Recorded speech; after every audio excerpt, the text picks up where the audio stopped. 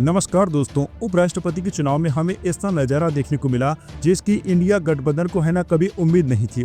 और इंडिया गठबंधन की जितने भी चुनाव को लेकर हेकड़ी थी वह निकल गई है। सारी हवा गठबंधन के सांसदों ने ही निकाल डाली है और हमें उपराष्ट्रपति के चुनाव में जबरदस्त क्रॉस वोटिंग देखने को मिली है। जी हाँ दोस्तों, बड़ी जानकारी आपको बताना चाहेंगे।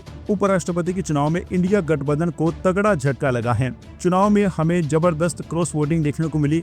जानकारी के मुताबिक इंडिया गठबंधन के कम से कम भी 20 सांसदों ने क्रॉस वोटिंग कर डाली। एनडीए गठबंधन के उम्मीदवार सीपी राधाकृष्णन को उम्मीद से 25 वोट ज्यादा मिलते हैं। इस तरह से इंडिया गठबंधन अपने उम्मीदवार को अपनी क्षमता का वोट भी नहीं दे पाया। दोस्तों, आप लोग ध्यान दीजिए, जो गठबंधन लगातार ये दावा करता आ रहा है कि वह मोदी सरकार को उखाड़ फेंकेगा या फिर 15 से 20 सांसद अगर उनके पाले में आ जाए तो वह केंद्र की सरकार गिरा डालेंगे। लेकिन दोस्तों, अभी जो उनके पास सांसद है ना, वह भी उनको वोट नहीं कर रही हैं। एनडीए को 25 वोट ज्यादा मिल जाते हैं। यानी ये बात साफ है, अगर बिहार का चुनाव एनडीए के पक्ष में नहीं जाता है, नीतीश कुमार भले ही एनडीए का साथ छोड़ भी देते हैं अगले चुनाव में, लेकिन फिर भी दोस्तों है ना केंद्र की सरकार बनी रहेगी, क्योंकि इंडिया गठबंधन की 20-25 ऐसे सांसद है ना जो मोदी सरकार के साथ में हैं और उनकी है ना मिली भगत मोदी सरकार के साथ हैं। अब आपको बताना चाहेंगे कि एनडीए उम्मीदवार सीपी राधाकृष्णन को कुल 452 वोट मिलते हैं,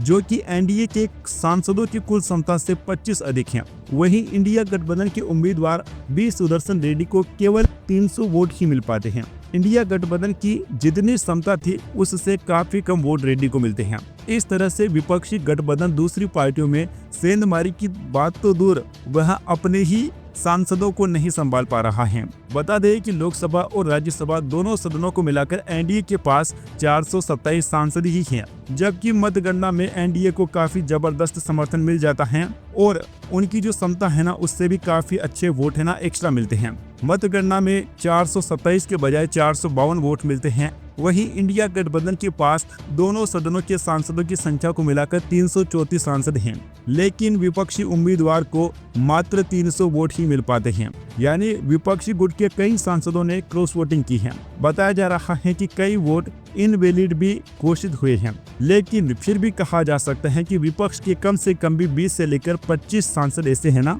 जिन्होंने एनडीए के पक्ष में वोटिंग की है।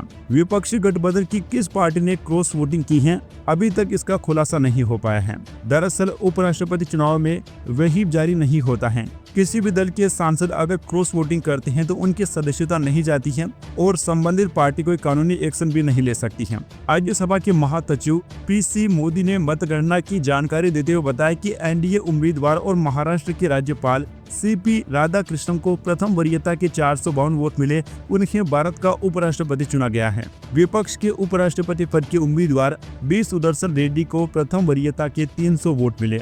वैसे दोस्तों, जो विपक्ष यह दावा करता है कि वह मोदी सरकार को अपना कार्यकाल पूरा नहीं करने देगा, बीच में ही वह मोदी सरकार गिरा डालेगा, या फिर तमाम तरह के दावे करता है कि बिहार के चुनाव के बाद केंद्र में इंडिया गठबंधन की सरकार बनेगी, नीतीश कुमार को अपने पाले में कर लेंगे, लेकिन दोस्तों जो उनके पास खुद के सांसद हैं वह तो उनसे संभल नहीं रहे हैं, वह भी एनडीए को वोट कर रही हैं। तो आने वाले समय में अगर 5-10 सांसदों को विपक्ष अपनी तरफ कर भी लेता है, लेकिन फिर भी 20-25 तो एनडीए के पक्ष में अभी नजर आ रही है। यानी कि विपक्ष कुछ भी खेला करने की कोशिश करता है ना, तब भी केंद्र में एनडीए की ही सरकार बनी रहेगी। वैसे दोस्तों, विपक्षी सांसदों ने क्रॉस वोटिंग क्यों की है और किस पार्टी के ये सांसद हो सकते हैं, आपकी इस पर क्या राय है? अपनी राय नीचे कमेंट बॉक्स में बताना ना भूलें। Subscribe now and press the bell icon. Never miss an update.